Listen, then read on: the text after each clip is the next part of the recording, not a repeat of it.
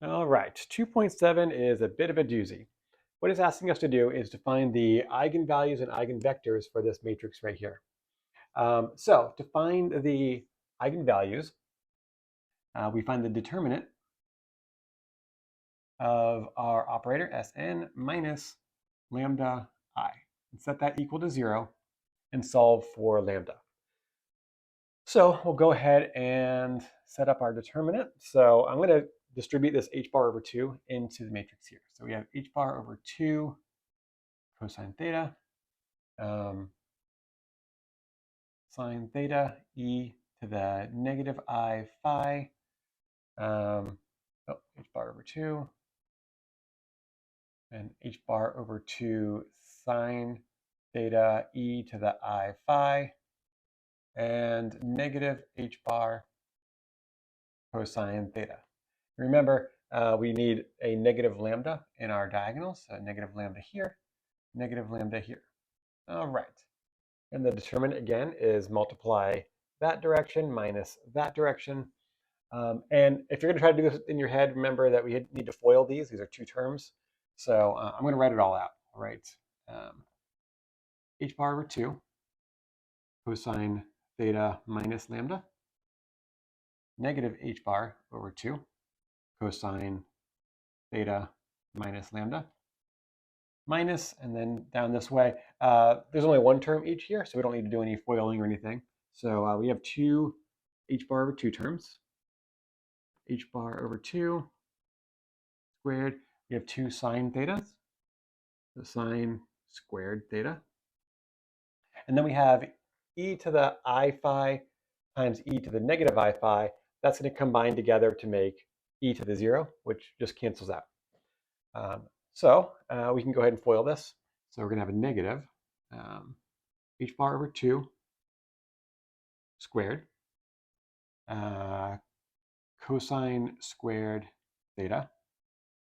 We'll have a minus lambda h bar over 2 cosine theta. Minus and a minus make plus lambda h bar over 2 cosine theta, and positive lambda squared. And still have our minus h bar over 2 squared sine squared theta. All right, so we can go ahead and cancel this. We have the negative and a positive. Let's move the lambda squared over here. Lambda squared. We have 2 negative h bar over 2 squared, so let's factor that out. So minus h bar over 2 squared. And then we're left with a cosine squared theta, and move that already. Factored out the negative, so we have a plus sine squared theta. So cosine squared theta plus sine squared theta is just 1. So we're left with lambda squared equals lambda squared minus h bar over 2 squared equals, remember all this needs to be set to 0. All this is going to be 0. So lambda squared is going to be equal to h bar over 2 squared, and lambda is going to be plus or minus h bar over 2, which we kind of knew that already. Those are the only eigenvalues for any spin 1/2 system. But good that we were able to get that. So next would be the eigenvalues. I might split these into 2 different videos here, but we can get started with the first one. So to find the eigenvalues, as a reminder, we're going to apply our operator, Sn, to some vector. We'll call it A and B. It's going to be a two row, 1 column vector. And when we apply that operator to it, what we should get back is h bar over 2, which is our eigenvalue, and then our vector back. So we need to find out what vector it is that will cause this to happen, to cause an h bar over 2 to come out of that. So we'll go ahead and write this out. Our Sn is going to be h bar over 2 cosine theta sine theta e to the negative I phi sine theta e to the positive I phi, and negative cosine theta times our vector a, b equals h bar over 2 a and b. Okay, so if we multiply this out here, we have a times cosine theta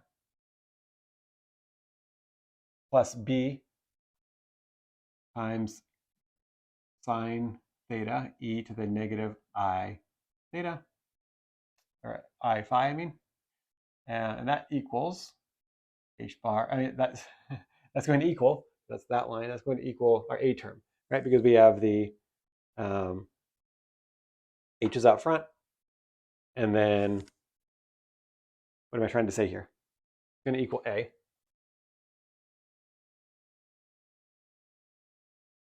Right, yeah, because this is going to end up being our new matrix. We don't really need to do this the bottom one, but we're going to end up having a matrix that looks like that equals something that matches A and B. So this just lines up with the A. And the B is going to end up being sort of the same thing, just kind of rearranged differently. So we'll go ahead and keep with this one.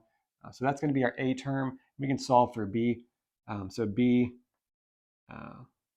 sine theta e to the negative I phi is going to equal A, we're just bringing this term over, minus A cosine theta.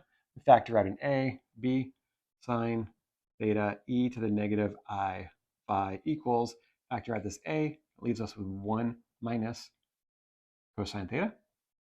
All right, and now we can just divide this here. So our B, we'll write it over here, save it for later.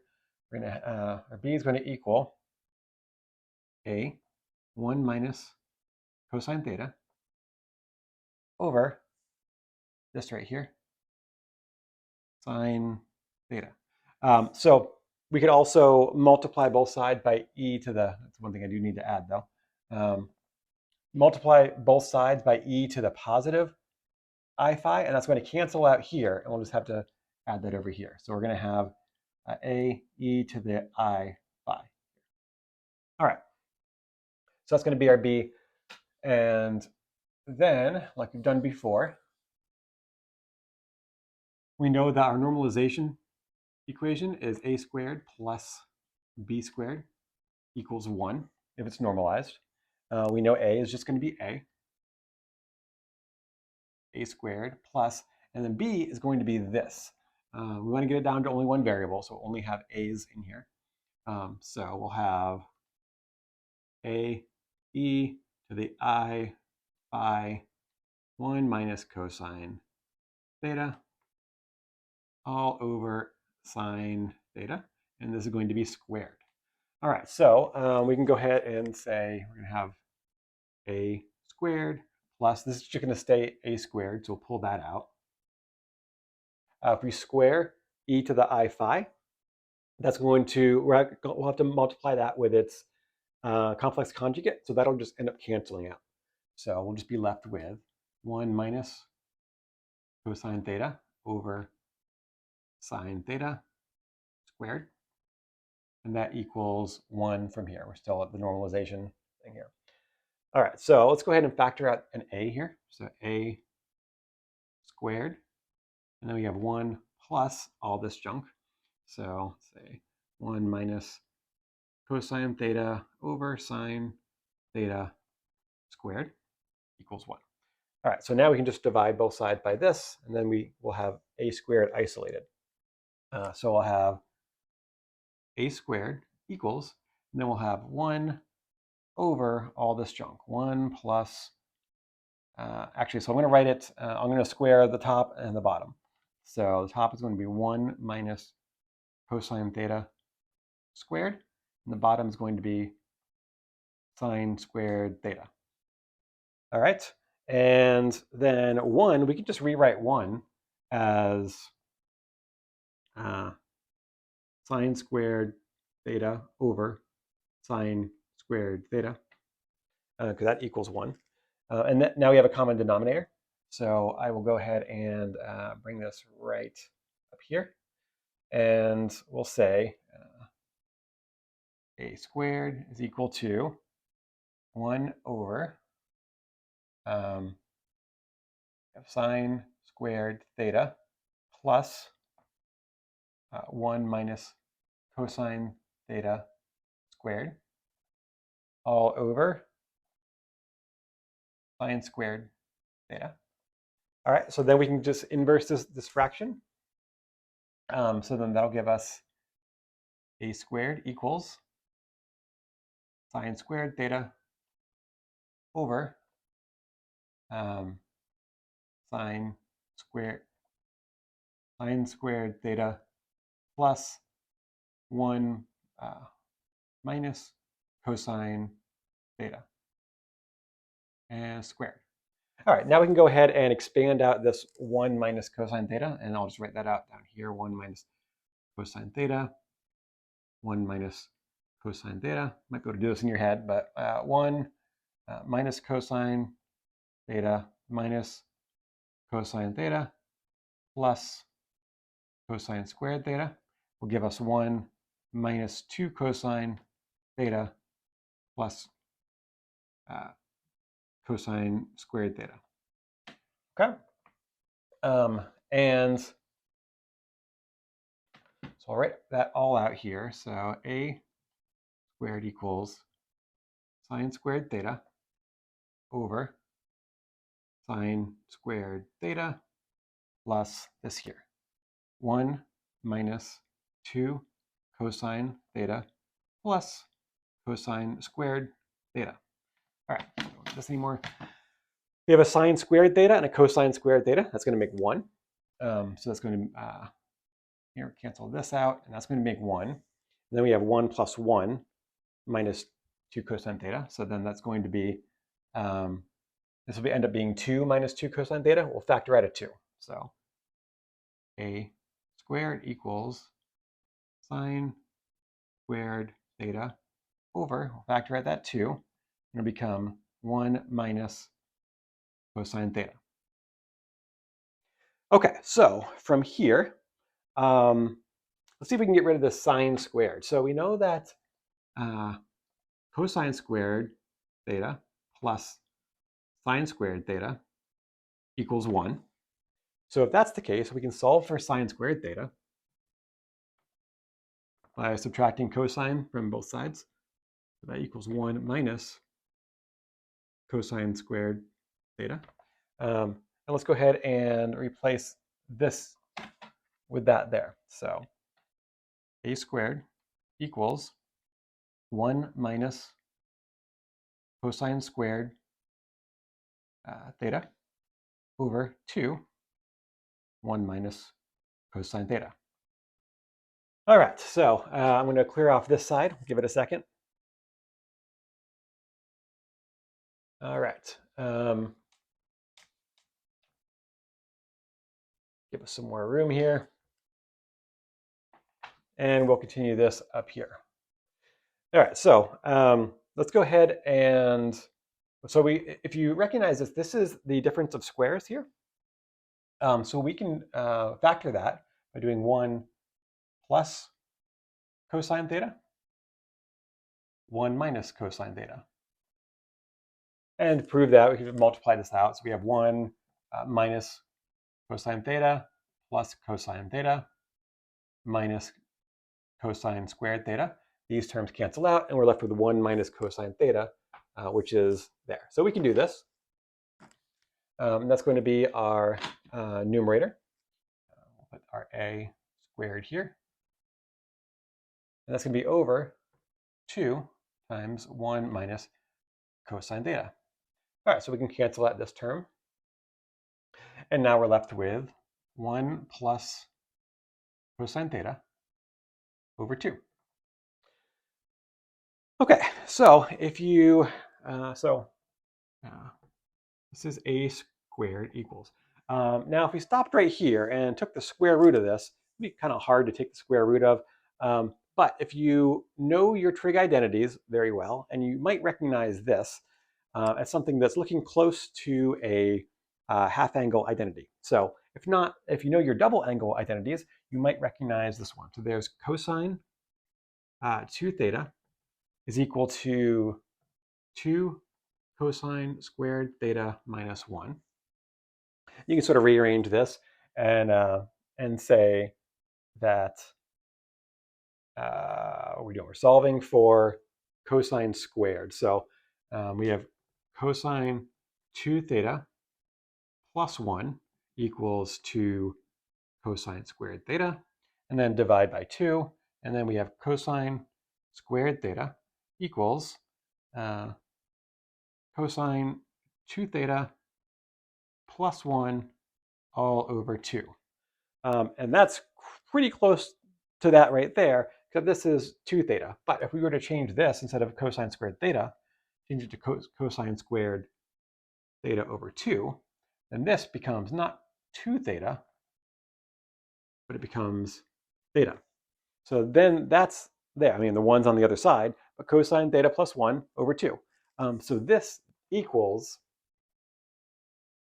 cosine squared theta over 2.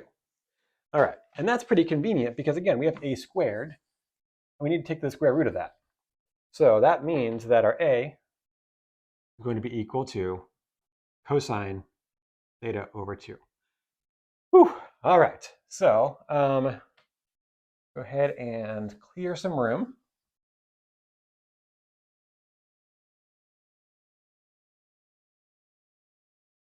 And write our a over here. So a is equal to cosine theta over 2.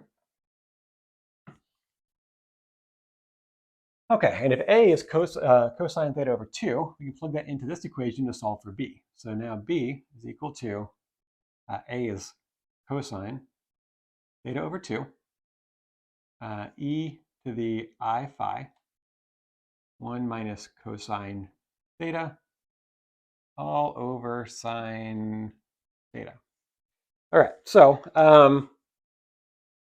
you can probably get rid of a sine here. If we turn a sine into a cosine, that might be good because we got a lot of cosines here. So there's also a sine double angle identity. That's sine 2 theta.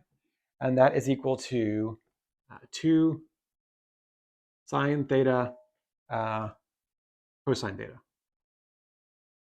And again, if we cut that in half, then we have sine theta equals 2 sine theta over 2 cosine theta over 2.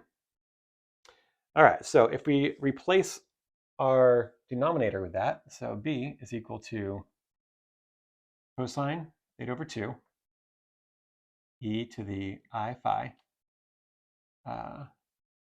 1 minus cosine theta all over now this. We have 2 sine theta over 2 cosine theta over 2. Well, now we can cancel that out. And now we are left with b equals e to the I phi 1 minus cosine theta all over 2 sine theta over 2. Okay, so now what? There's one more identity. This is a sine half angle identity. So sine theta over 2 is equal to plus or minus square root of 1 minus cosine theta over 2. So we don't really have that here. But if we were to square this, square both sides, we'd have sine squared theta over 2 equals 1 minus cosine theta over 2. And we have a 1 minus cosine theta over 2. So we can go ahead and replace sine squared theta over 2. We can replace that and with the 2. If we were to kind of rearrange this a little bit and say sine theta over 2 times 2, then it's a little bit more clear that we can take this part out here, and that's going to be our identity there.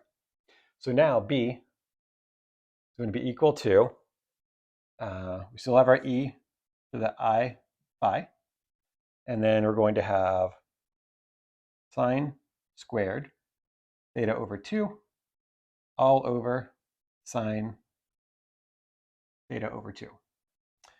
So that cancels out, one of those cancels out, and then B is going to be equal to e to the I phi sine theta, or what did I do? Yeah, theta